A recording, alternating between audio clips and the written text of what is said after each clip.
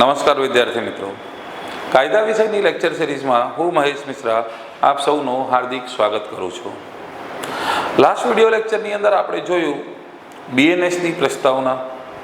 BNS શું છે, બીએનએસની અંદર કુલ કેટલા પ્રકરણ આપવામાં આવેલ છે, કેટલી કલમો આપવામાં આવેલ છે, કયા તારીખે એ અમલમાં મૂકવામાં આવ્યું હતું, આ બધી માહિતીઓ જે છે આપણે ફર્સ્ટ લેક્ચરમાં એટલે કે પ્રસ્તાવનાવાળા લેક્ચરમાં આપણે જોયું. હવે શરૂઆત કરી રહ્યા છીએ બીએનએસના જે મહત્વના પ્રકરણો છે એમાંથી પહેલો પ્રકરણ નંબર 1. તો આ વિડીયો લેક્ચરની અંદર આપણે બીએનએસના પ્રકરણ 1 વિશે ચર્ચા કરવાના છીએ. પ્રકરણ 1 જેનું નામ છે પ્રારંભિક, કલમ ક્યાંથી ક્યાં સુધી 1 થી 3. હવે શું આપેલ છે આ પ્રકરણની અંદર એને સમજીએ. આ જે પ્રકરણ છે આઈપીસી સાથે કમ્પેર કરીને આપણે અહીંયા બધા બીએનએસના પ્રકરણોને સમજીશું. તો આઈપીસીમાં ઇન્ડિયન પિનલ કોડમાં પ્રકરણ નંબર 1 અને પ્રકરણ 2 આ જે હતું એ બંને પ્રકરણોને કમ્બાઇન્ડ કરીને બીએનએસની અંદર પ્રકરણ નંબર 1 બનાવવામાં આવ્યું છે.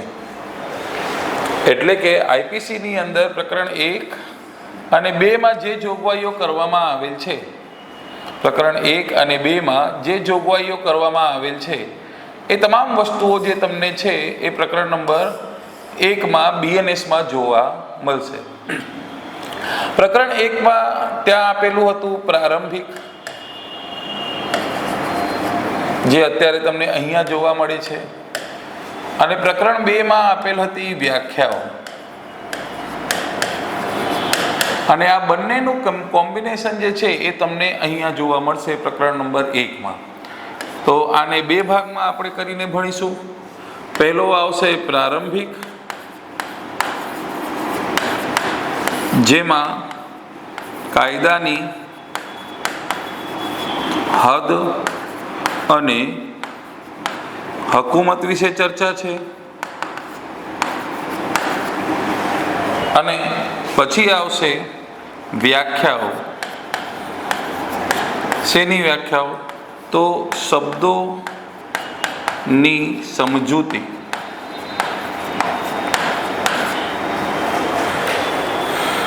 તો આખા બીએનએસના જે પ્રકરણ 1 છે જેમાં ટોટલ કલમોની સંખ્યા 1 થી 3 છે એને 2 ભાગમાં કરીને ભણીશું. પહેલો આવશે પ્રારંભિક, જે આઈપીસીના પ્રકરણ 1માં હતું, જેમાં કાયદાની હદ અને હકુમત વિશે ચર્ચા છે. અને ત્યાર પછી આવશે વ્યાખ્યાઓ, જે આઈપીસીના પ્રકરણ નંબર 2માં હતું, જેમાં શું આપેલ છે? શબ્દોની સમજૂતી વિશે. ઓકે, તો કોઈ વધારે ચેન્જીસ થયું નથી. જેવું મોટા ભાગે ત્યાં હતું અહીંયા છે. બસ કલમોની સંખ્યા થોડી પલટાઈ ગઈ છે. અમુક નવી વસ્તુઓ પણ ઉમેરવામાં આવી છે અને અમુક વસ્તુઓ ઉડાવવામાં આવી છે. તો જોઈએ 1 by 1.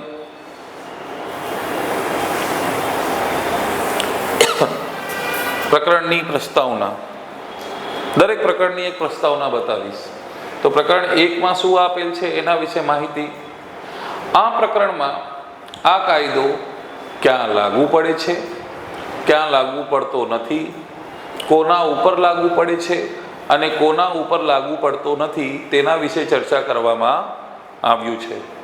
ક્યાં લાગુ પડે છે, ક્યાં લાગુ પડતો નથી, કોના ઉપર લાગુ પડે, કોના ઉપર લાગુ પડતો નથી. શું છે આ? તો ક્યાં લાગુ પડે છે? તો આ સમજવા જેવું છે કે માત્ર ભારતમાં લાગુ પડે છે કે ભારત બહાર પણ? ક્યાં લાગુ પડે છે, ક્યાં લાગુ પડતો નથી.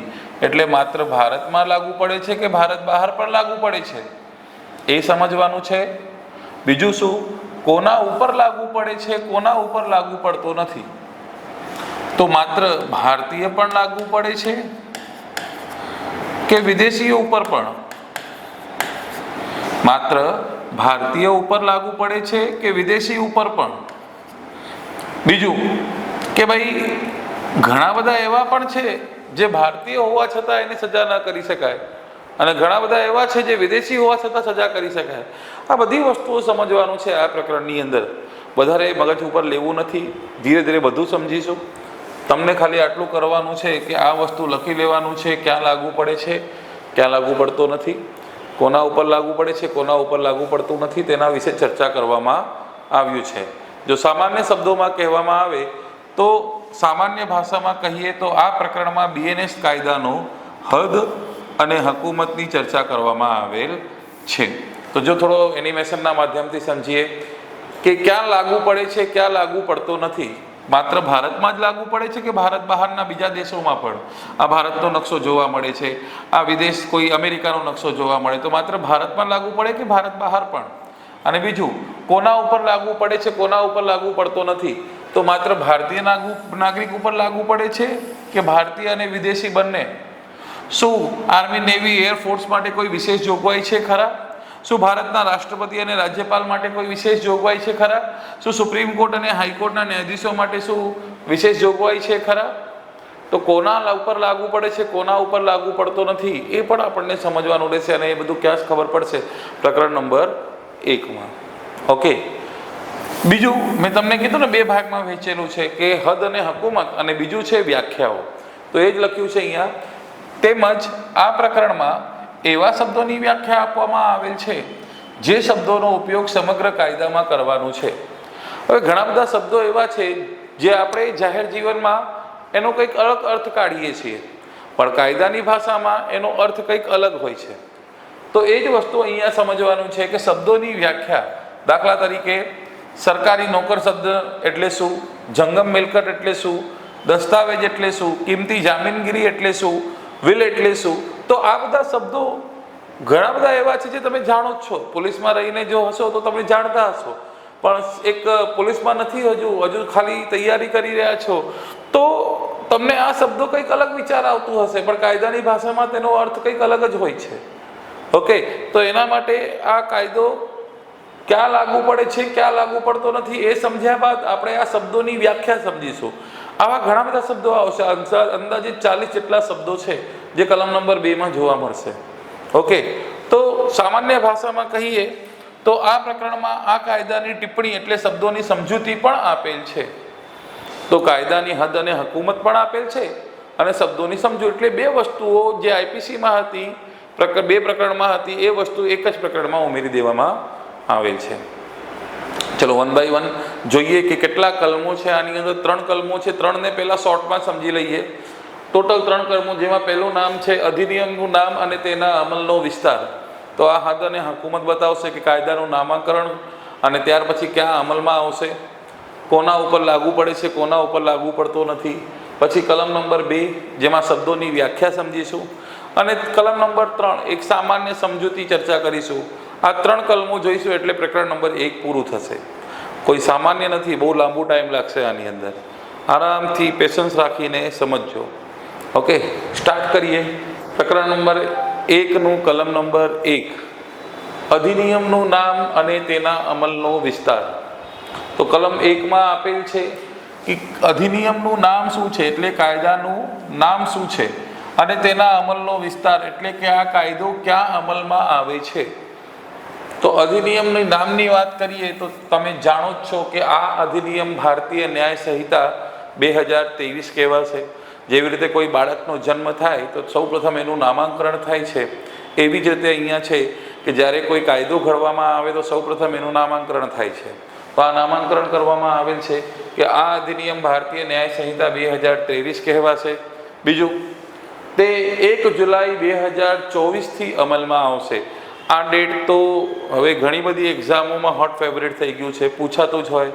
ડાયરેક્ટ PSIની ભરતીમાં પણ આ સવાલ 2024ની ભરતી જે હતી એમાં પૂછાયેલું છે કે કયા દિવસથી અમલમાં આવ્યો. તો યાદ રાખજો, 1 જુલાઈ 2024થી આ કાયદો અમલમાં આવ્યો છે.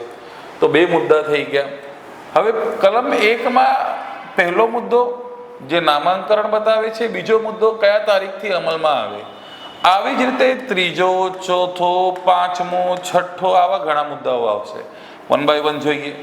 તો નામાંકન તો ખબર થઈ ગયું, કયા દિવસથી અમલમાં આવશે એ ખબર પડી ગયું. હવે ક્યાં લાગુ પડશે, ક્યાં લાગુ પડતો નથી, કોના ઉપર લાગુ પડશે, કોના ઉપર લાગુ પડતો નથી, બધી વસ્તુઓ કલમ 1માં જ છે. અને આ વસ્તુ જ્યારે આઈપીસીમાં ભણતા હતા ત્યારે 5 કલમોની અંદર હતી, પણ હવે બધી એક કલમમાં બધું સેટલમેન્ટ કરી દેવામાં આવ્યું છે. જો આ કલમ મુજબ કોઈ પણ ભારતીય કે વિદેશી નાગરિક ભારતમાં આ કાયદા મુજબ, કાયદામાં આપેલ જોગવાઈ મુજબ ગુનો કરે તો તેને બીએનએસ લાગુ પડશે. બીએનએસ લાગુ પડશે મતલબ બીએનએસ મુજબ સજા કરવામાં આવશે.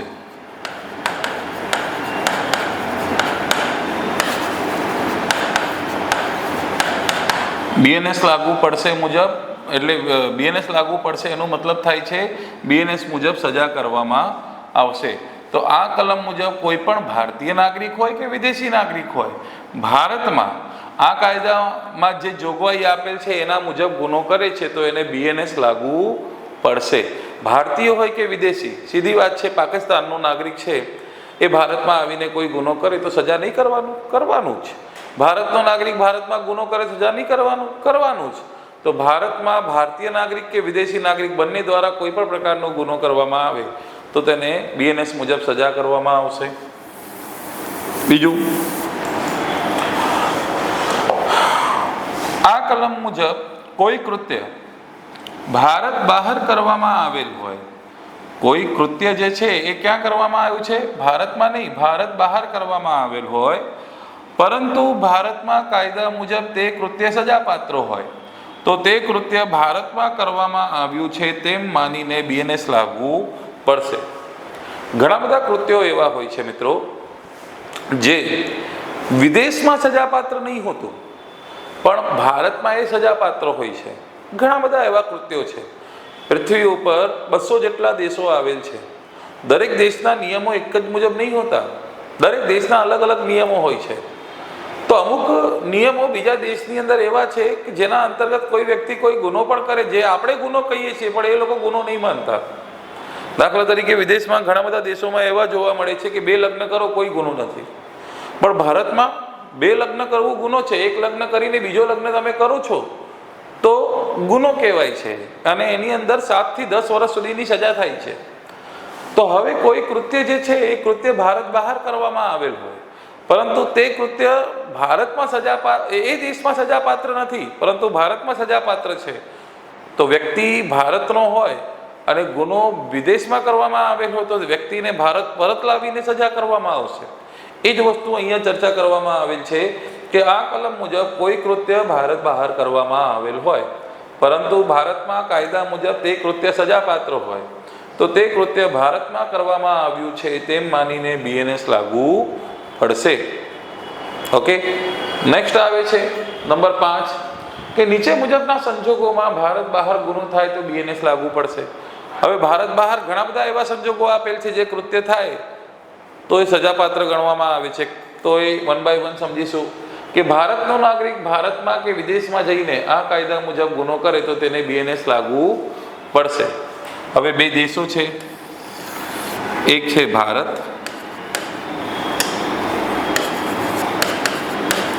અને એક છે યુએસએ. ઓકે, તો ભારતનો નાગરિક, હવે એ નામનો વ્યક્તિ જે છે એ ભારતનો નાગરિક છે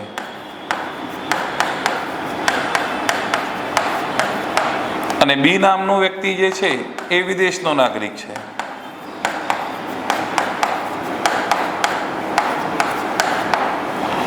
તો ભારતનો નાગરિક એ વ્યક્તિ જાય છે વિદેશમાં અને ત્યાં જઈને એ ગુનો કરે છે તો એ જ લખ્યું છે ભારતનો નાગરિક ભારતમાં એટલે અહીંયા કે વિદેશમાં એટલે કે અહીંયા જઈને આ કાયદા મુજબ ગુનો કરે તો તેને બીએનએસ લાગુ પડશે. તો ભારતનો નાગરિક છે, ભારતમાં ગુનો કરે કે વિદેશમાં ગુનો કરે એને બીએનએસ મુજબ સજા કરવામાં આવશે. બીજો જોઈએ, ભારતમાં નોંધાયેલ વિમાન કે વહાણ તે ભારતમાં હોય કે વિદેશમાં તે વિમાન કે વહાણ ઉપર કોઈ પણ પ્રકારનો ગુનો થાય તો તેને BNS લાગુ પડશે. ભારતમાં નોંધાયેલ એટલે કે ભારતમાં રજિસ્ટર્ડ હોય એવો કોઈ પણ પ્રકારનું વિમાન હોય કે કોઈ પણ પ્રકારનું વહાણ હોય એ ભારતમાં નોંધાયેલ હોવું જોઈએ, રજિસ્ટર્ડ હોવું જોઈએ. તો ભારતમાં નોંધાયેલ વિમાન અથવા વહાણ તે ભારતમાં હોય કે વિદેશમાં, તે વિમાન કે વહાણ ઉપર કોઈ પણ પ્રકારનો ગુનો આચરવામાં આવે તો તેને BNS લાગુ પડશે. જેવી રીતે વ્હીકલ્સ હોય છે એ રજિસ્ટર્ડ હોય GJ1, GJ2, GJ3 અથવા રાજસ્થાન અથવા યુપી કે બિહાર કે મહારાષ્ટ્ર, એવી રીતે વિમાન, હવાઈ જહાજ અને વહાણ એટલે પાણીમાં ચાલતું સાધન, આગળ એની વ્યાખ્યા આવશે તો પહેલાંથી સમજાવી દઉં. વહાણ એટલે કે પાણીમાં ચાલતું સાધન. હવે કોઈ વિમાન અથવા વહાણ એ ભારતમાં રજિસ્ટર્ડ છે, નોંધાયેલ છે, અને એ વિમાન કે વહાણ ઉપર કોઈ ભારતીય નાગરિક હોય કે વિદેશી નાગરિક હોય કોઈ ગુનો કરે, હવે એ નહીં જોવામાં આવશે કે એ વિમાન કે વહાણ ભારતમાં છે કે વિદેશમાં છે. ભારતમાં નોંધાયેલ છે તો ભારતમાં નોંધાયેલ છે તો સીધી વાત છે એને ભારતમાં સજા કરવામાં આવશે. એ ભારતીય નાગરિકે ગુનો કર્યો હોય કે વિદેશી નાગરિકે ગુનો કર્યો હોય. વિમાન ક્યાંનો છે? ભારતનો છે ને. અથવા વહાણ ક્યાંનો છે? ભારતનો છે ને. તો એને BNS લાગુ પડશે. ઓકે, પછી નેક્સ્ટ જોઈએ. કોઈ ભારતીય કે વિદેશી નાગરિક વિદેશમાં રહીને ભારતમાં આવેલ કોમ્પ્યુટર માધ્યમથી છેડા કરીને કોઈ પણ પ્રકારનો ગુનો કરે તો તેને BNS લાગુ પડશે. કોઈ ભારતનો નાગરિક છે અથવા વિદેશનો નાગરિક છે અને વિદેશમાં જ બેસેલો છે, પરંતુ ગુનો ક્યાંથી કરે છે? ભારતમાં આવેલ કોમ્પ્યુટર માધ્યમથી છેડા કરીને કોઈ પણ પ્રકારનો ગુનો કરે છે. તો કોઈ પણ વ્યક્તિ વિદેશમાં રહીને ભારતમાં આવેલ કોમ્પ્યુટર માધ્યમથી જોડાયેલ છેડા કરીને કોઈ પણ પ્રકારનો ગુનો કરે, ઠગાઈ કરે, વિદેશમાં બેસીને ભારતમાં આવેલ કોમ્પ્યુટર માધ્યમને હેક કરી, કોમ્પ્યુટરને હેક કરીને બધા પૈસા કાઢી લે, બધા ડેટા કાઢી લે, તો આ ભલે વિદેશમાં ગુનો કરી રહ્યો છે પણ છે ભારતનો નાગરિક ને, તો એને ભારતથી જોડાયેલ ગુનો કરી રહ્યો છે ને, તો એને ભારતમાં બોલાવીને સજા કરવામાં આવશે. ઓકે, અને છેલ્લે કે ભારતના જમીન સીમાથી 12 નોટિકલ માઇલ સુધી મધ્ય દરિયે કોઈ પણ પ્રકારનો ગુનો થાય તો એને BNS લાગુ પડશે. હવે 12 નોટિકલ માઇલ, 12 નોટિકલ માઇલ, એ નોટિકલ માઇલ શું હોય છે? પહેલા તો નોટિકલ માઇલ હોય છે પાણીમાં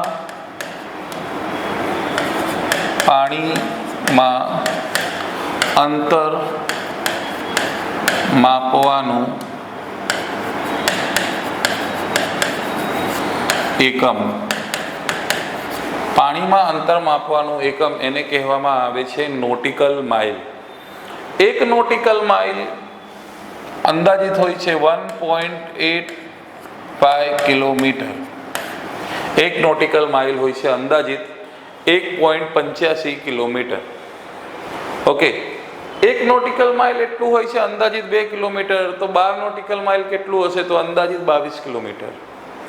તો ભારતના જમીન સીમાથી 12 નોટિકલ માઇલ સુધી મધ્ય દરિયે અંદાજિત 22 કિલોમીટર સુધી કોઈ પણ ગુનો થાય તો એમાં BNS લાગુ પડે છે. BNS મુજબ સજા કરવામાં આવશે. અને એના પછી કોઈ ગુનો થાય છે તો આર્મી, નેવી, એરફોર્સનો કાયદો લાગુ પડે છે, નેવીનો કાયદો લાગુ પડશે, એટલે કે લશ્કરી કાયદો. ઓકે, તો એટલું યાદ રાખવાનું છે કે ભારતના જમીન સીમાથી 12 નોટિકલ માઇલ સુધી મધ્ય દરિયે કોઈ પણ પ્રકારનો ગુનો થાય તો તેને BNS લાગુ પડશે. ઓકે, પછી આ જ વસ્તુને થોડું આપણે ગ્રાફિકના માધ્યમથી જોઈએ. તો પહેલો મુદ્દો જોયો કે ભારતનો નાગરિક એ ભારતમાં હોય કે વિદેશમાં હોય, એ કોઈ પણ પ્રકારનો ગુનો કરે તો એને BNS લાગુ પડશે. બીજો આપણે જોયો કે ભારતમાં નોંધાયેલ વિમાન અથવા વહાણ, એ વિમાન ભારતમાં હોય કે વિદેશમાં, અથવા એ વહાણ ભારતમાં હોય કે વિદેશમાં, એ વિમાન કે વહાણ ઉપર કોઈ પણ પ્રકારનો ગુનો આચરવામાં આવે તો એને BNS લાગુ પડશે. ત્યાર પછી ભારતમાં આવેલ કોમ્પ્યુટર માધ્યમથી છેડા કરીને કોઈ પણ વિદેશથી કોઈ પણ ગુનો કરવામાં આવે છે, એ ભારતીય કરે કે વિદેશી કરે, પણ ભારતમાં આવેલ કોમ્પ્યુટર માધ્યમથી જોડાયેલ છેડા કરે છે તો એને પણ BNS લાગુ પડશે.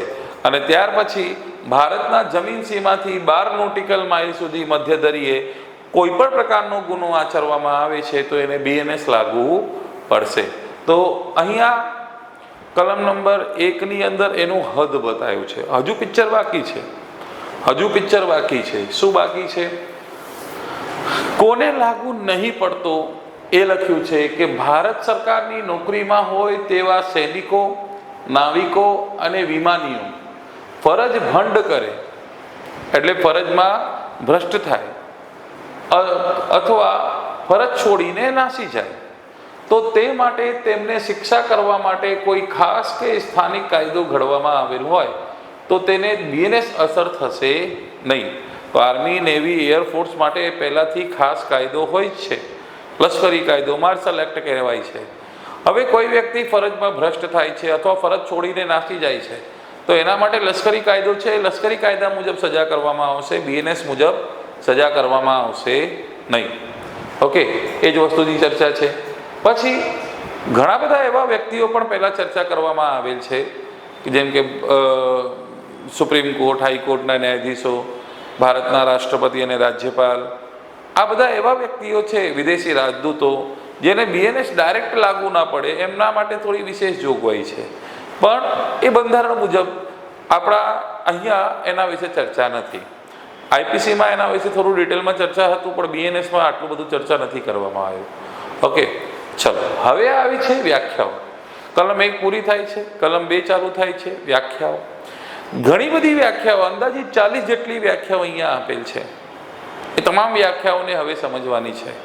જોવા જઈએ તો જ્યારે આઈપીસી આપણે ભણતા હતા તો આઈપીસીના પ્રકરણ નંબર 2માં આના વિશે ચર્ચા કરવામાં આવ્યું હતું. પણ હવે બીએનએસની અંદર પ્રકરણ 1માં જ આને પૂરું કરી નાખવામાં આવ્યું છે. તો આપણે 1 બાય 1 તમામ વ્યાખ્યાઓને આ સમજીશું. સ્ટાર્ટ કરીએ. પહેલી વ્યાખ્યા આવે છે કૃત્ય. કૃત્ય શબ્દ કોઈ એક જ કૃત્યનો નિર્દેશ કરે છે તેમ અનેક કૃત્યનો પણ નિર્દેશ કરે છે. હવે કાયદાની અંદર જ્યારે પણ કોઈ કૃત્ય શબ્દ આવે તો કૃત્ય એ એક કૃત્યની પણ વાત થઈ શકે છે અને એકથી વધુ કૃત્યોની પણ વાત થઈ શકે છે. પણ એના માટે અલગ અલગ શબ્દ કૃત્ય અને કૃત્યો આમ વાપરવામાં આવ્યું નથી. કૃત્ય શબ્દ આવી ગયું તો એમાં સિંગલ અને સિંગલ કરતાં વધારે તમામ કૃત્યો આવી જાય છે. તો એ જ લખ્યું છે કે જ્યારે પણ આ કાયદામાં કૃત્ય શબ્દ આવે તો એમાં એક જ કૃત્ય અથવા અનેક કૃત્યો બંનેનો સમાવેશ થઈ જાય છે. ઓકે, પછી વ્યાખ્યા આવે છે પશુ. તો બહુ સરળ છે. માણસ સિવાય કોઈ પણ જીવંત પ્રાણીને પશુ કહેવાય. અમુક માણસો પણ હોય જે પશુ જેવા કૃત્ય કરે પણ આપણે એને નહીં ધ્યાન આપીશું. અહીંયા છે કે પશુમાં આપેલ છે કે પશુ એ શબ્દ માણસ સિવાય કોઈ પણ જીવંત પ્રાણીનો નિર્દેશ કરે છે. ત્યાર પછી આવે છે બાળક. બાળકની વાત કરીએ તો આ શબ્દ પહેલા આઈપીસીમાં ન હતું, આ નવું ઉમેરવામાં આવેલ છે. તો જ્યારે પણ બીએનએસમાં બાળક શબ્દ આવે તો સમજી લેવાનું 18 વર્ષથી નીચેની વયની કોઈ પણ વ્યક્તિને બાળક કહેવામાં આવશે. એ સ્ત્રી હોય કે પુરુષ હોય કે કિન્નર હોય, 18 વર્ષ કરતાં નીચે છે તો એ બાળક શબ્દમાં આવશે. આ એક નવું ઉમેરવામાં આવે છે. તમને એ પણ પૂછી શકાય કે નીચેનામાંથી કઈ વ્યાખ્યા પહેલા આઈપીસીમાં ન હતી અને અત્યારે છે? તો યાદ રાખજો, આ બાળક શબ્દની વ્યાખ્યા પહેલા ન હતી, વર્તમાનમાં એડ કરવામાં આવેલ છે. ઓકે, ચલો નેક્સ્ટ જોઈએ. ખોટી બનાવટ કરવી. જ્યારે કોઈ વસ્તુ, એક વસ્તુ જે છે એ બીજા વસ્તુથી મળતી આવે એવી રીતે એનું ડુપ્લિકેટ બનાવવામાં આવે તો એને કહેવામાં આવે ખોટી બનાવટ કરવી, છેતરપિંડી કરવાના ઈરાદાથી. જો એ જ લખ્યું છે, બે વસ્તુના મળતાપણાથી છેતરપિંડી કરવાના ઈરાદાથી અથવા એનાથી છેતરપિંડી થવાનો સંભવ છે એવું જાણવા છતાં કોઈ વ્યક્તિ એક વસ્તુ બીજી વસ્તુ સાથે મળતી આવે તેમ કરે ત્યારે તેણે ખોટી બનાવટ કરી કહેવાય. તમને એક્ઝામ્પલ સાથે સમજાવું, બહુ જલ્દી યાદ રહી જશે. આ દેખાય છે ઇમેજમાં? આ છે કોલગેટ અને આ છે કુલગેટ. હવે આ ડુપ્લિકેટ વસ્તુ છે પણ એના જેવું જ બનાવીને સ્પેલિંગમાં થોડું ચેન્જ કરી નાખ્યું. તો હવે બિચારા થોડા અભણ લોકો હશે તો એ લોકોને એક જ લાગે કે બંને એક જ છે, પણ ખબર પડી બીજા દિવસે દાંત હાથમાં આવી ગયા, બરોબર? તો આ એક વસ્તુ બીજા વસ્તુથી મળતી આવે એવી રીતે બનાવ્યું તો એને કહેવાય ખોટી બનાવટ. પછી એક ક્રીમ આવે છે, ઓલે લગાવો તો એકદમ મસ્ત જોરદાર ગોરા ગોરા થઈ જાઓ, પણ હવે એના જેવું ડુપ્લિકેટ બનાવ્યું છે. ઓકે, ખબર પડ્યું કે ચામડી હાથમાં આવી જાય. તો આ જે વસ્તુ છે એ ડુપ્લિકેટ બનાવ્યું છે. તો આ ડુપ્લિકેટ બનાવવું એટલે કે કાયદાની ભાષામાં ખોટી બનાવટ કરવી. ઓકે, નેક્સ્ટ આવે છે અદાલત, ન્યાયાલય. હવે જ્યારે ન્યાયાલય શબ્દ આવે છે તો આપણા મગજમાં એક પિક્ચર ક્રિએટ થાય છે કે જોરદાર એક મકાન હશે, એની અંદર એક જજ બેસેલા હોય, બાજુમાં બે કટઘરા હોય અને પાછળ ઘણા બધા પબ્લિક બેસેલી હશે. તો એ તો ન્યાયાલય છે જ, પણ જરૂરી નથી કે એ જ ન્યાયાલય છે. કાયદાની ભાષામાં જે જજ છે એ જ ન્યાયાલય. યાદ રાખજો, કાયદાની ભાષામાં જે જજ છે એ જ ન્યાયાલય. ન્यायाधीश જ્યાં બેસી જાય એ જ न्यायालय. हम जहाँ खड़े हो जाते हैं लाइन वहाँ से शुरू हो जाती है.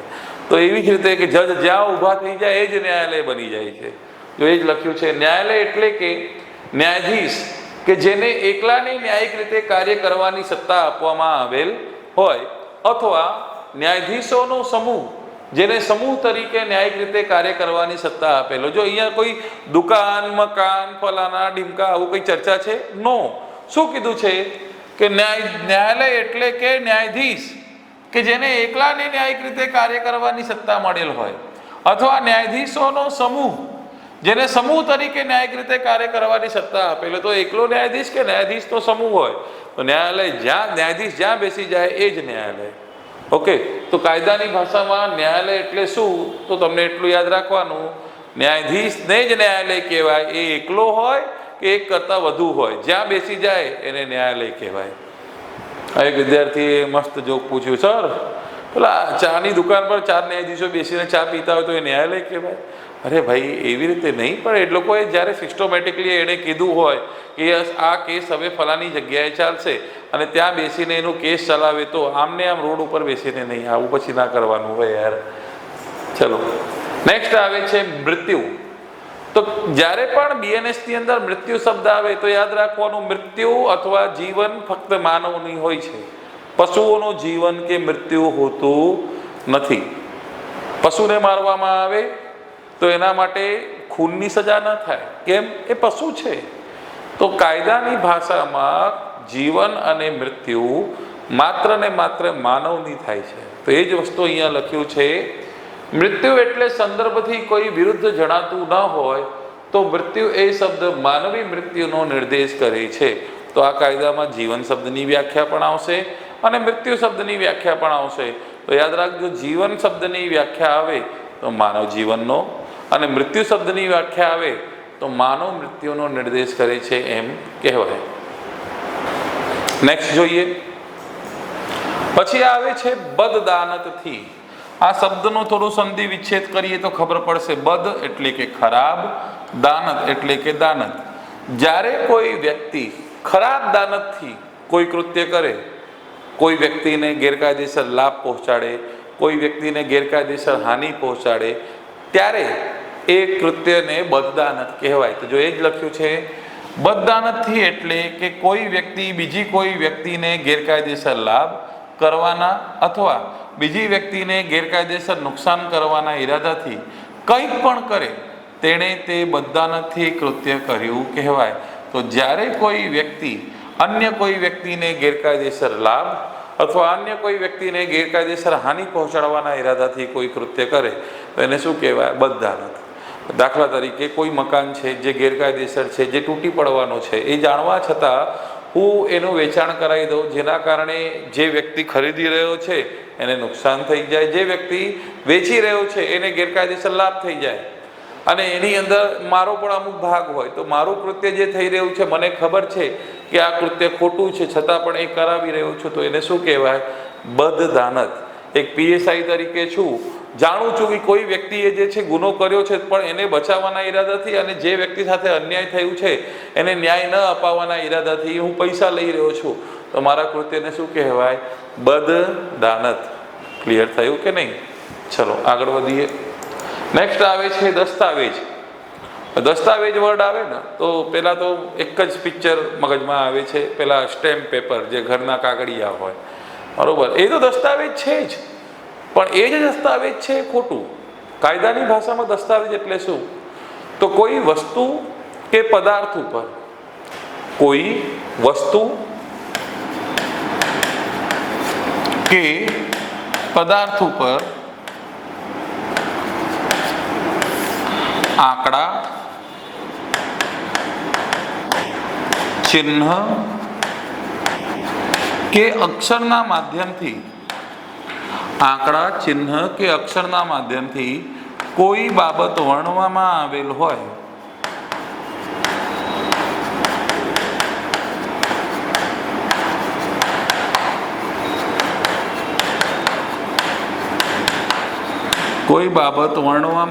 હોય અને તે વસ્તુ કે પદાર્થનો પુરાવા તરીકે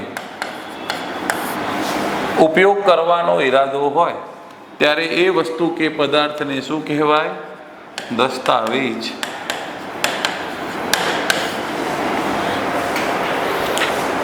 જ્યારે કોઈ વ્યક્તિ કોઈ વસ્તુ કે પદાર્થ ઉપર આંકડા, ચિહ્ન કે અક્ષરના માધ્યમથી કોઈ બાબત વર્ણવે છે અને એ વસ્તુ કે પદાર્થનો એ પુરાવા તરીકે ઉપયોગ કરવા માંગે છે તો એ વસ્તુ કે પદાર્થને દસ્તાવેજ કહેવાય.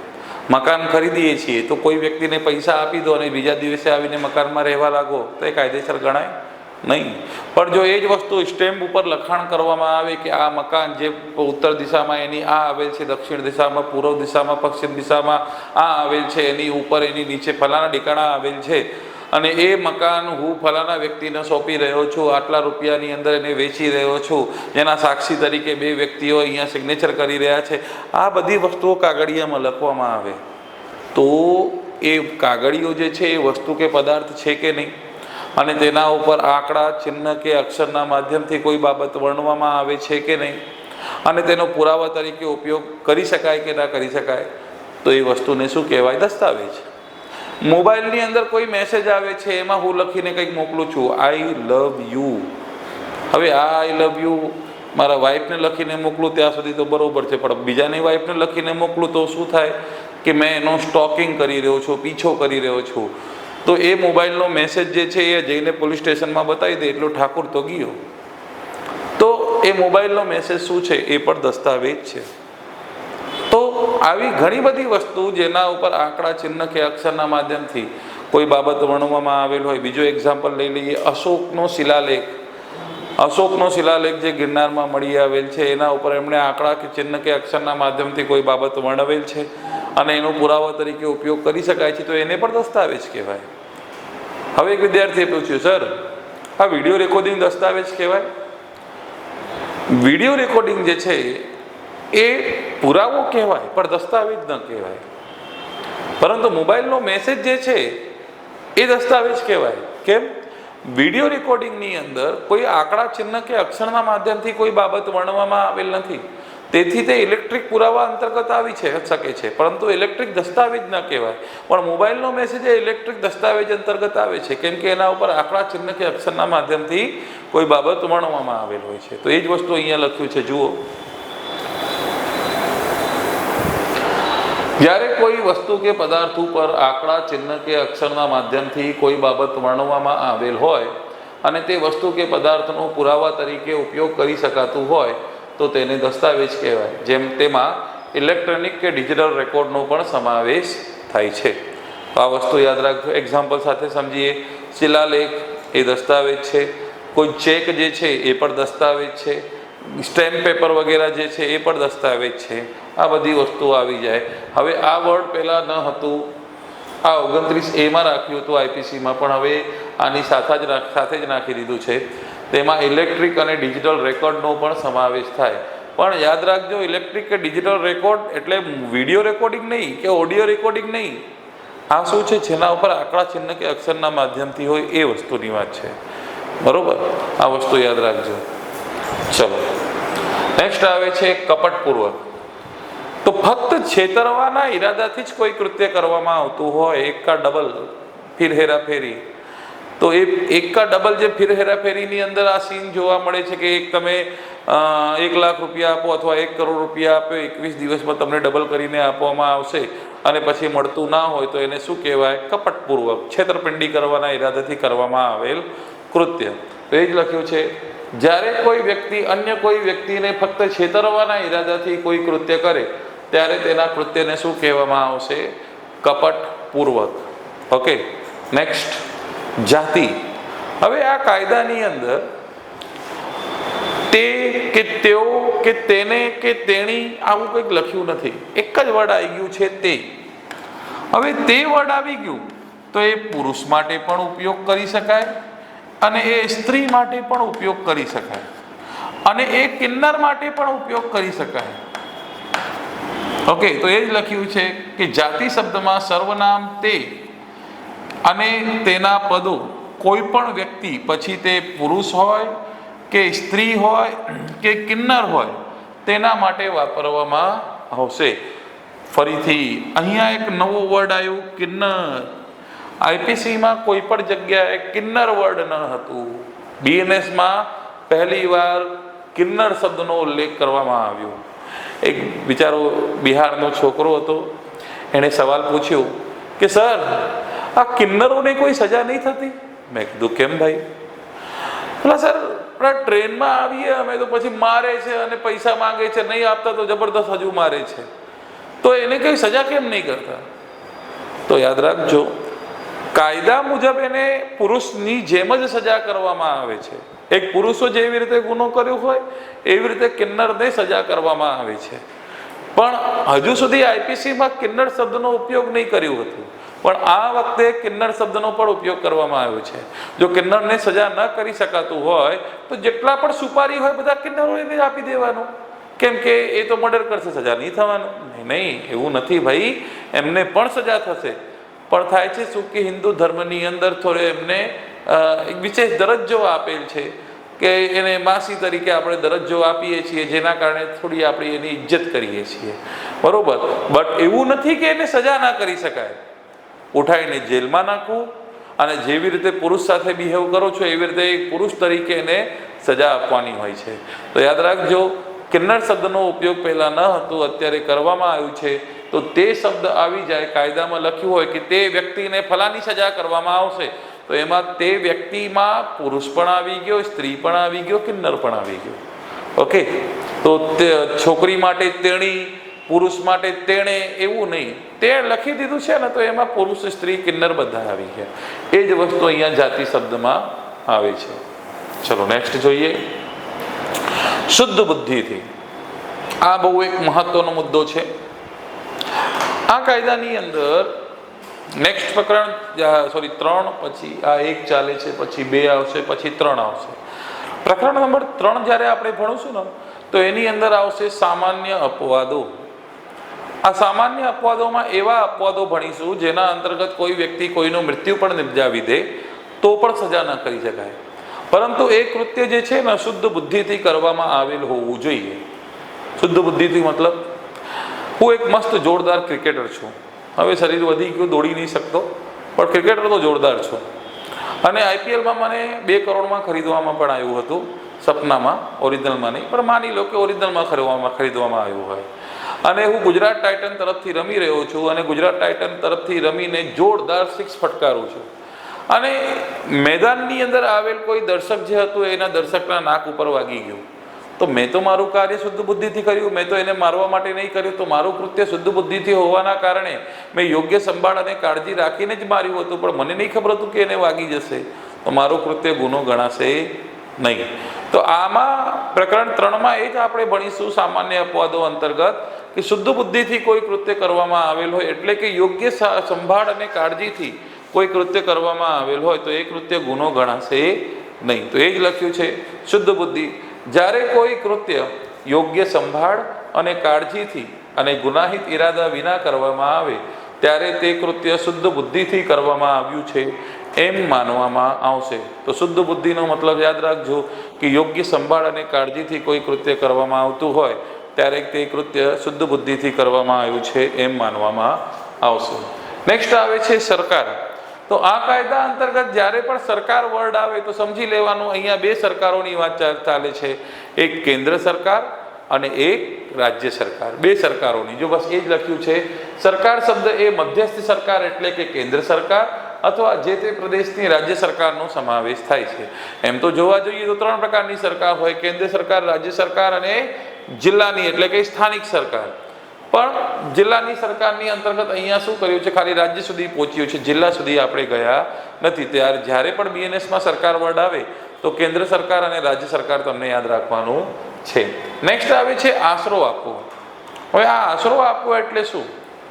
તો જ્યારે કોઈ વ્યક્તિ અન્ય કોઈ વ્યક્તિને કોઈ ગુનામાંથી બચાવવાના ઈરાદાથી એને ઘરમાં રાખે, એણે પાણી, પૈસા, કપડાં, હથિયાર, દારૂ ગોળો કોઈ પણ વસ્તુ આપે ત્યારે તે એ વ્યક્તિને આશરો આપે છે એમ માની લેવામાં આવશે. અને આ કાયદામાં એવું કહેવામાં આવ્યું છે કે આશરો આપો તો ગુનો ગણાય, પત્ની સિવાય. પત્ની પતિને, પતિ પત્નીને આશરો આપે તો કોઈ સજા ન થાય. એના સિવાય જો તમે જાણો છો કોઈ વ્યક્તિએ ગુનો કર્યો છે છતાં પણ તો એને બચાવવાના ઈરાદાથી તમે એને આશરો આપી રહ્યા છો તો એ ગુનો ગણાય. તો એ જ લખ્યું છે આશરો આપવામાં કે જ્યારે કોઈ વ્યક્તિ અન્ય કોઈ વ્યક્તિને ધરપકડથી બચાવવાના ઈરાદાથી પોતાની મિલકતમાં રાખી ખોરાક, પાણી, પૈસા, કપડાં, હથિયાર, ઘર, દારૂ ગોળો આપે અથવા ધરપકડથી બચી શકે તેવી રીતે મદદ કરે ત્યારે તે વ્યક્તિ તેને આશરો આપે છે તેમ કહેવામાં આવશે. ઓકે, નેક્સ્ટ જોઈએ ઈજા. હવે ઈજા વર્ડ આવે તો આપણા મગજમાં શું આવે કે વાગ્યું હશે, પણ કાયદો શું બોલે છે કે વ્યક્તિના શરીરને, મનને, પ્રતિષ્ઠાને કે મિલકતને કોઈ પણ પ્રકારની હાનિ પહોંચાડો એને ઈજા કહેવાય. જો લખ્યું છે ઈજા એ કોઈ પણ શબ્દ કોઈ વ્યક્તિના શરીરને, મનને, પ્રતિષ્ઠાને કે મિલકતને ગેરકાયદેસર રીતે પહોંચાડેલી હાનિનો નિર્દેશ કરે છે. તો આ ઘણી વખતે પૂછાયું છે ડાયરેક્ટ ભરતીની અંદર કે ઈજામાં કોનો સમાવેશ થાય? તો વ્યક્તિના શરીરને, મનને, પ્રતિષ્ઠાને કે મિલકતને તમે નુકસાન પહોંચાડો એ ઈજામાં આવી જાય છે. હવે કઈ રીતે એક્ઝામ્પલ સાથે સમજાવું તમને. જ્યારે દાખલા તરીકે મેં કોઈ વ્યક્તિની વસ્તુ ચોરી કરી, તો વસ્તુ ચોરી કરી તો વસ્તુ એટલે મિલકતથી જોડાયેલ ગુનો થયો, તો કેમ દીવાનીમાં નહીં જતો? કેમ કે વસ્તુ ચોરાવવાના કારણે એના મનને, એની મિલકતને નુકસાન પહોંચ્યું છે, તો ઈજા વર્ડમાં આવી જાય. એના માટે આ ફોજદારી ગુનામાં આવે છે.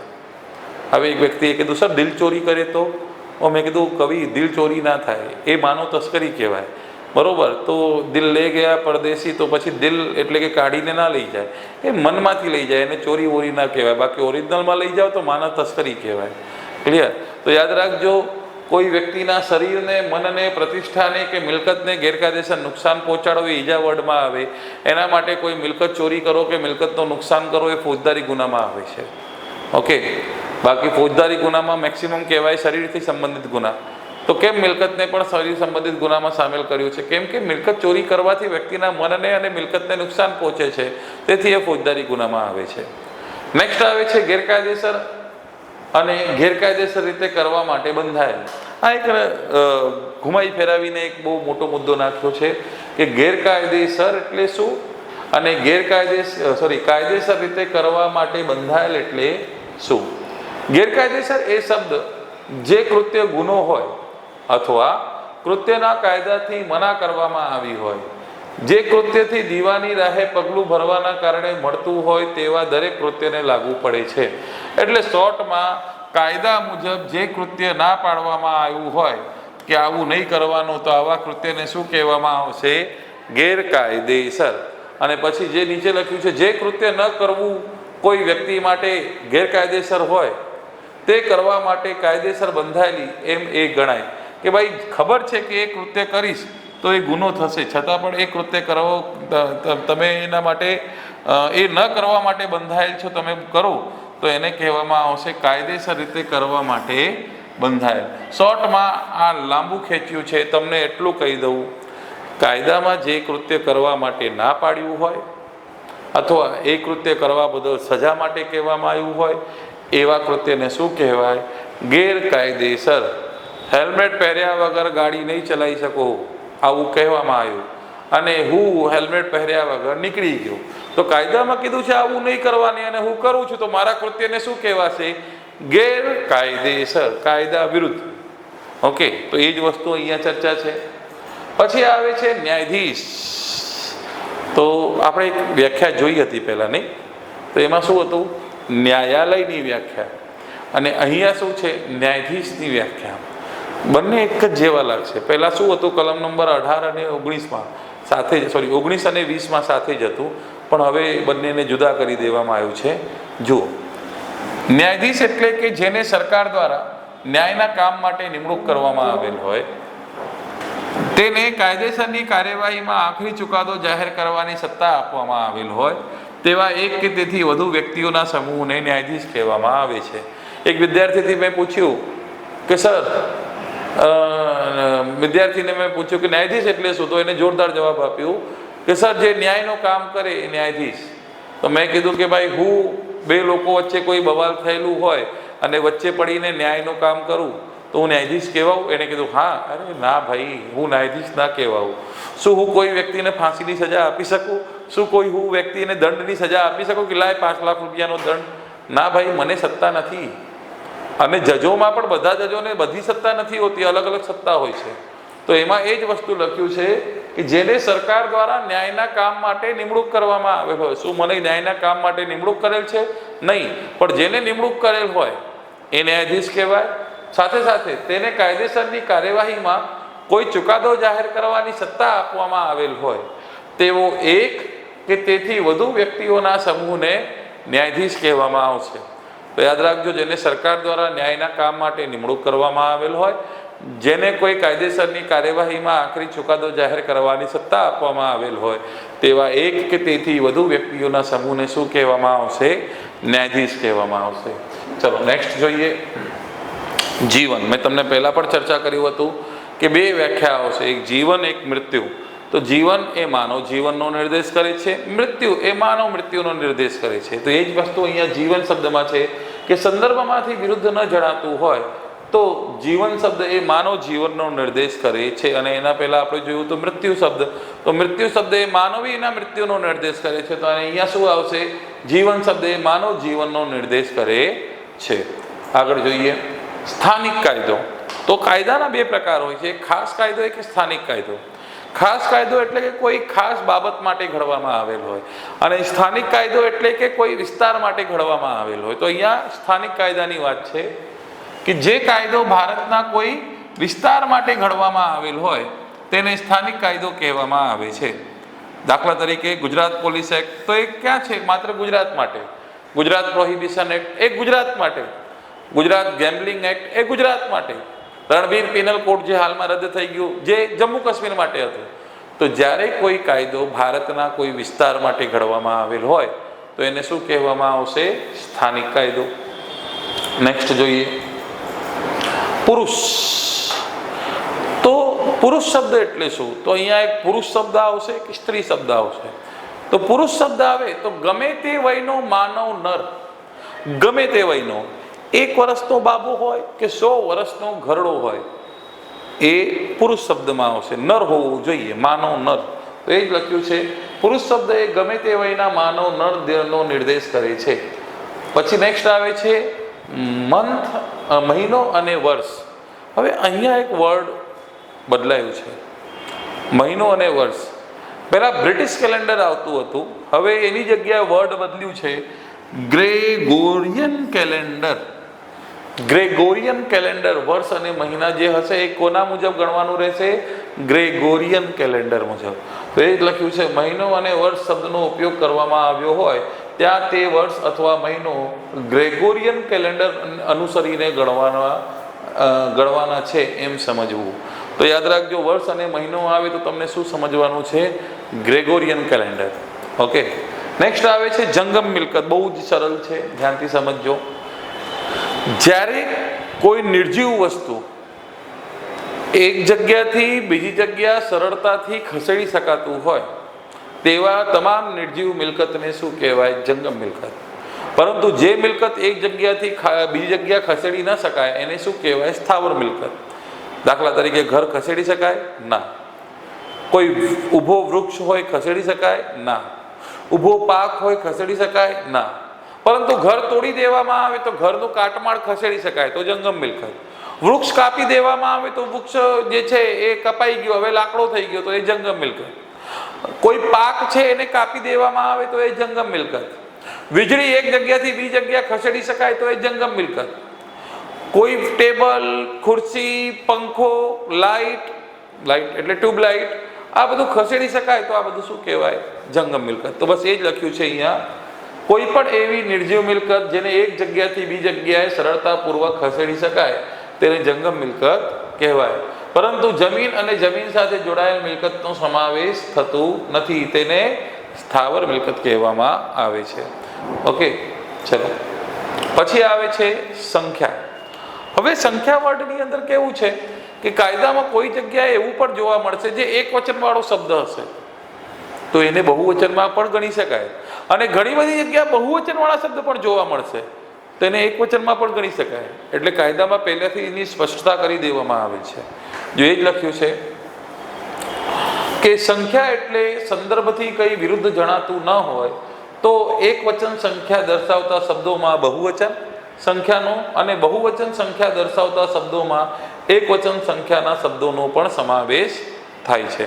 તો આ વસ્તુ યાદ રાખજો, એક વચન દર્શાવતા શબ્દોમાં બહુવચન અને બહુવચન દર્શાવતા શબ્દોમાં એક વચન એમનો સમાવેશ થઈ જાય છે. ઓકે, નેક્સ્ટ આવે છે સોગંદ. सोगंद, तो मैं गीता पर हाथ रख के कसम खाता हूँ मैं जो भी कहूँगा सच के सिवा कुछ नहीं कहूँगा. अच्छा, સોગંદ લેતા હોય ને કોર્ટ વગેરેમાં અથવા કોઈ જગ્યાએ સિગ્નેચર કરીને, તો એ સોગંદને અહીંયા સોગંદ તરીકે વપરાયું છે.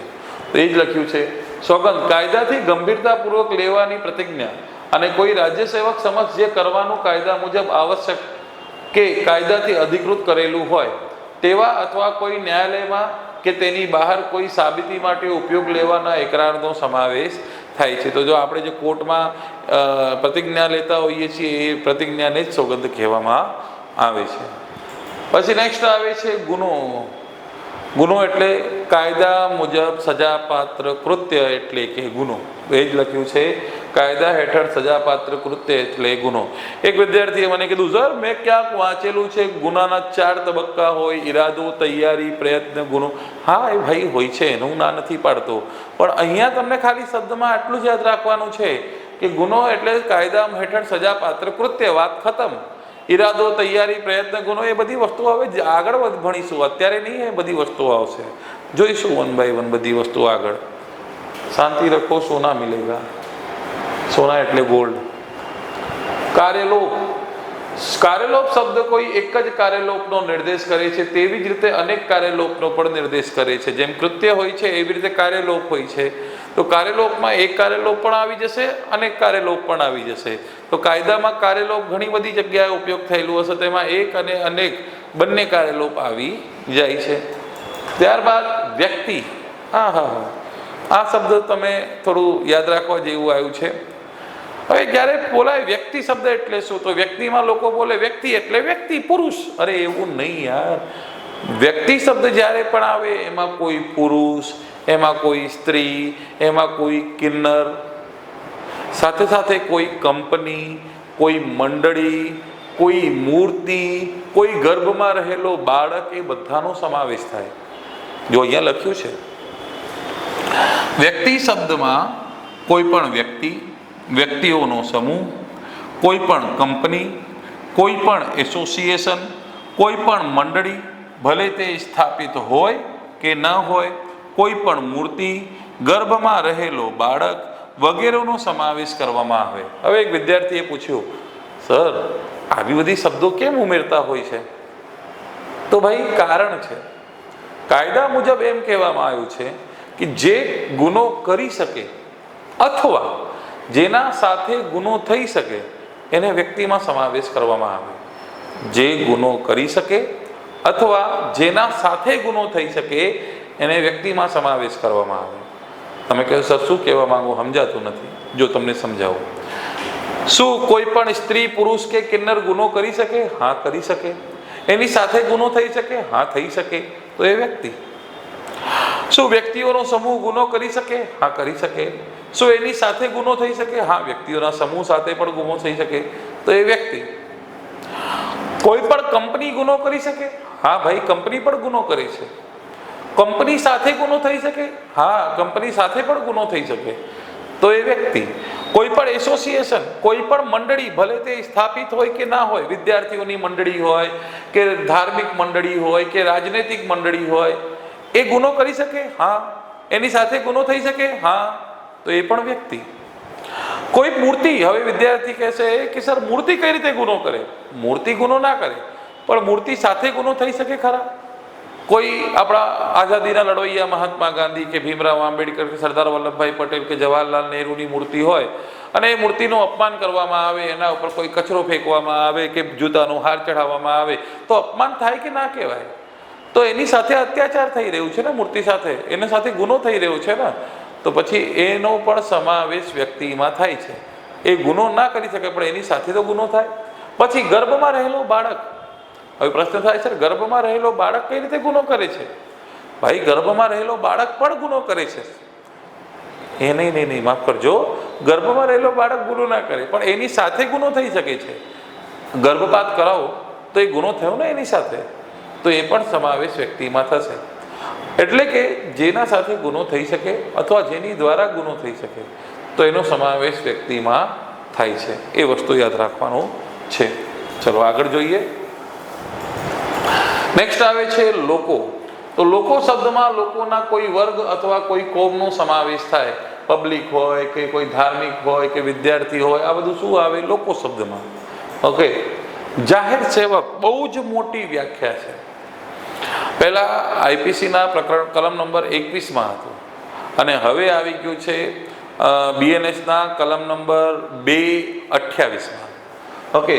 તો આ જે જાહેર સેવક છે એની અંદર તમે જોશો તો બહુ જ લાંબી વ્યાખ્યા આપેલ છે, પરંતુ આપણે એ લાંબી વ્યાખ્યાને શોર્ટમાં કરીને સમજવાનો પ્રયત્ન કરીશું. લાંબી વ્યાખ્યા શું છે એ તમે જોઈ શકશો કે એ જાહેર સેવકમાં નીચે મુજબના વ્યક્તિઓનો સમાવેશ થાય.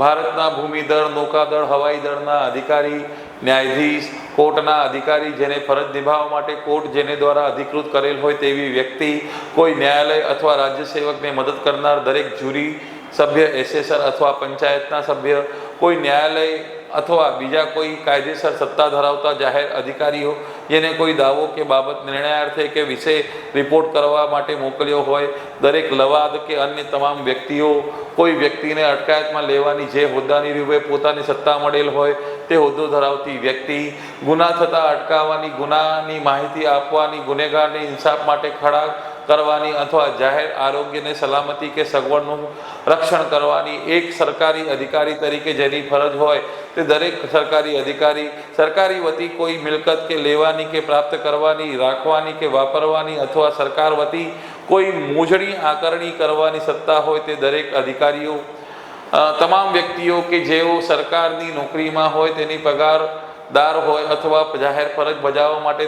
ફી કે કમિશન કે સરકારનું મહેનતાણું આપતી દરેક વ્યક્તિ, ધી જનરલ ક્લોઝ એક્ટ 1897ની કલમ 3 પેટા કલમ 31માં ઉલ્લેખ પ્રમાણની સ્થાનિક સત્તા મંડળની નોકરીમાં હોય અથવા પગારદાર હોય અથવા કેન્દ્ર કે રાજ્યના કોઈ સંહિતાથી સ્થપાયેલ કોઈ વ્યક્તિની કોર્પોરેશન કે મંડળી સહિત 2013ની કલમ 2 પેટા કલમ 45માં વ્યાખ્યા કર્યા મુજબ સરકારી કંપનીની નોકરીમાં હોય કે તેની પગારદાર હોય તે દરેક વ્યક્તિનો સમાવેશ થાય છે.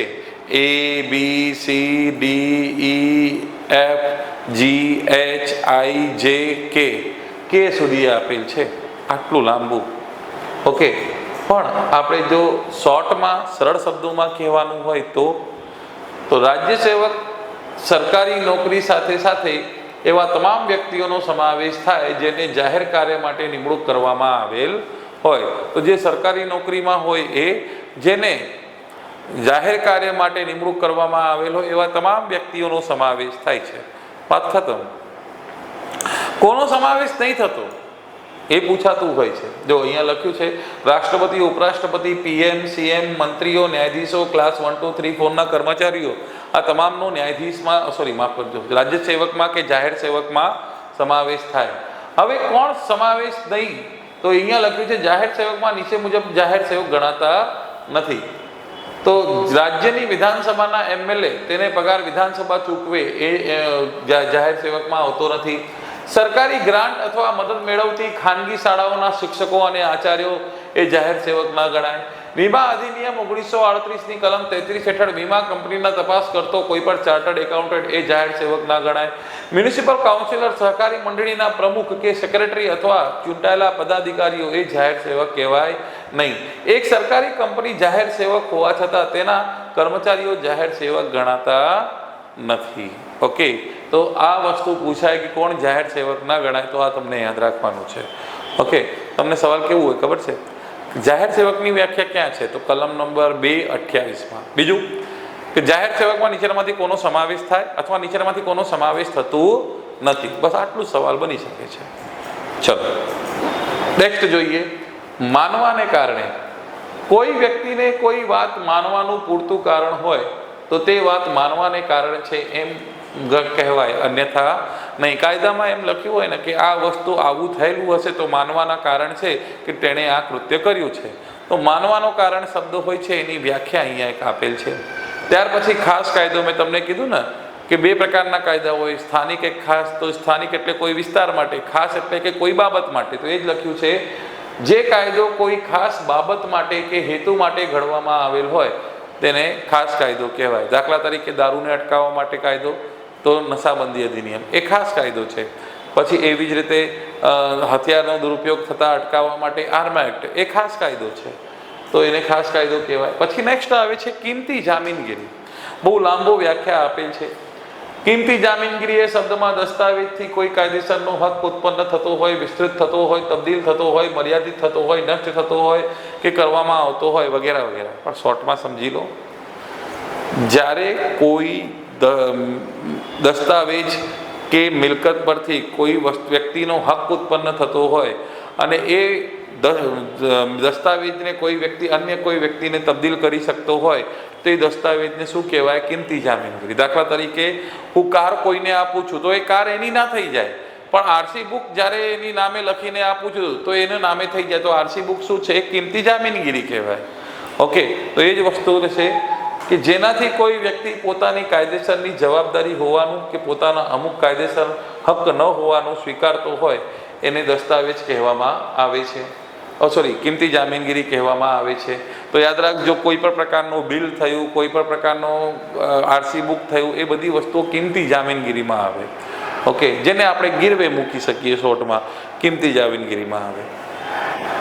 વહાણ. તો પાણીમાં ચાલતો કોઈ પણ સાધનને શું કહેવામાં આવશે? વહાણ. તો એ જ લખ્યું છે માણસોને અને માલને જળમાર્ગે લઈ જવા માટે બનાવેલ કોઈ સાધનનો નિર્દેશ કરે છે. નેક્સ્ટ આવે છે સ્વેચ્છાપૂર્વક. જ્યારે કોઈ કૃત્યનો પરિણામ જાણવા છતાં એ કૃત્ય પોતાના ઈચ્છાથી કરવામાં આવે તો એને શું કહેવામાં આવશે? સ્વેચ્છાપૂર્વક. મને ખબર છે કે આ પેન ખેંચીને કોઈને મારીશ તો એને વાગી શકે છે, છતાં પણ આ કૃત્યનું પરિણામ જાણવા છતાં હું કૃત્ય કરું છું, તો એને શું કહેવાય? સ્વેચ્છાપૂર્વક. એક વસ્તુ થાય છે ભૂલથી થવું, એક થાય છે સ્વેચ્છાપૂર્વક કરવું. તો અહીંયા સ્વેચ્છાપૂર્વક છે. તો એ જ લખ્યું છે જ્યારે કોઈ વ્યક્તિ કોઈ કૃત્યનું પરિણામ જાણવા છતાં તે કૃત્ય પોતાના ઈચ્છાથી કરે ત્યારે તે કૃત્ય સ્વેચ્છાપૂર્વક કરવામાં આવ્યું છે તેમ માનવામાં આવશે. વિલ. કોઈ વસિયતી દસ્તાવેજને શું કહેવામાં આવે છે? વિલ. હું મળતા પહેલા મારું પ્રોપર્ટી કોને આપીશ એ બધું પહેલાથી લખાણ કરીને જાઉં તો એવા વસિયતી દસ્તાવેજને શું કહેવામાં આવશે? વિલ. નેક્સ્ટ આવે છે સ્ત્રી. સ્ત્રી ગમે તે વયની માનવ નારીનો નિર્દેશ કરે છે. માનવ નર એટલે પુરુષ, માનવ નારી એટલે કે સ્ત્રી. ગેરકાયદેસર લાભ. જ્યારે આપણને ખબર છે કે કોઈ વસ્તુ ઉપર આપણો હક નથી અને જાણવા છતાં એ આપણે કોઈ વ્યક્તિને ગેરકાયદેસર રીતે નુકસાન પહોંચાડવાના ઈરાદાથી એને વેચીએ છીએ અને સામેવાળાને નુકસાન થાય તો એને કહેવાય ગેરકાયદેસર લાભ. તો એ જ લખ્યું છે ગેરકાયદેસર લાભ એટલે લાભ મેળવનાર વ્યક્તિ એ કાયદેસર હકદાર ન હોય તે મિલકતનો કાયદેસર સાધનો દ્વારા મેળવેલો લાભ. અને ગેરકાયદેસર નુકસાન, ગેરકાયદેસર હાનિ એટલે નુકસાન એટલે હાનિ ભોગવનાર વ્યક્તિ કાયદેસર હકદાર હોય તે મિલકતનો ગેરકાયદેસર સાધનો દ્વારા ભોગવેલો નુકસાન. અને નેક્સ્ટ આવે છે અહીંયા વ્યાખ્યાઓ જે છે છેલ્લો છે કે જો કોઈ શબ્દની વ્યાખ્યા ન આપેલ છે તો શું કરવાનું કે જ્યારે આ કાયદામાં કોઈ શબ્દનો ઉલ્લેખ તો છે પણ એની વ્યાખ્યા ન આપેલ હોય તો પછી એ સમયે ધ ઇન્ફોર્મેશન ટેકનોલોજી એક્ટ 2000 તેમજ BNSS ભારતીય નાગરિક સુરક્ષા સંહિતા 2023માં જે આપેલ છે એના મુજબ અનુસરવાનું રહેશે. જો શબ્દોની વ્યાખ્યા આપેલ છે તો ઠીક, જો નહીં આપેલ તો પછી ઇન્ફોર્મેશન ટેકનોલોજી એક્ટ અને BNSS મુજબ ગણવાનું રહેશે. અહીંયા જે છે વ્યાખ્યાઓ પૂરી થાય છે. પ્રકરણ નંબર 1 નહીં, હજુ છેલ્લું કલમ બાકી છે, કલમ નંબર 3. આ અધિનિયમથી કાયદાની તમામ જોગવાઈઓ અપવાદોને આધીન રહેશે. આમાં શું કહેવામાં આવ્યું છે કે આ કાયદા અંતર્ગત જેટલી પણ વ્યાખ્યાઓ, જેટલી પણ સજાની જોગવાઈઓ છે એ BNSના પ્રકરણ નંબર 3 જે સામાન્ય અપવાદો છે એના આધીન રહેશે. એક્ઝામ્પલ સાથે બધું સમજાવીશ. જુઓ, આ કાયદા અંતર્ગત ગુનાની દરેક વ્યાખ્યા તેમજ શિક્ષાની જોગવાઈઓ તમામ પ્રકરણ 3 સામાન્ય અપવાદોમાં આપવામાં આવેલ અપવાદોના આધીન રહેશે. એક્ઝામ્પલ સાથે સમજીએ. કોઈ વ્યક્તિ છે એ કોઈનું મર્ડર કરે છે તો આપણે શું કરીએ છીએ કે ખૂનની સજા કરીએ છીએ. ખૂનની સજા કેટલી થાય? આજીવન કેદ અથવા ફાંસી. પણ આ જ વ્યક્તિ 7 વર્ષ કરતાં નીચેની વયનો બાળક હોય અને એ કોઈ વ્યક્તિ મર્ડર કરે તો શું એને ખૂનની સજા આજીવન કેદ અથવા ફાંસી કરી શકાય? તો જવાબ આવે છે નહીં. આવા વ્યક્તિને ખૂનની સજા આજીવન કેદ કે ફાંસી કરી શકાય નહીં. કેમ કે BNSના પ્રકરણ નંબર 3 અંતર્ગત 7 વર્ષ કરતાં નીચેની વયના બાળક કોઈ પણ પ્રકારનો કૃત્ય કરે તો એ સજા ન ગણાય. તો એવી જ રીતે કોઈ પણ જે વ્યાખ્યા આપેલ છે આ કાયદાની અંદર કોઈ પણ જગ્યાએ એ તમામ BNSના પ્રકરણ નંબર 3 સામાન્ય અપવાદોના આધીન રહેશે. અપવાદોને ધ્યાનમાં રાખ્યા પછી એને સજા કરવાનું રહેશે.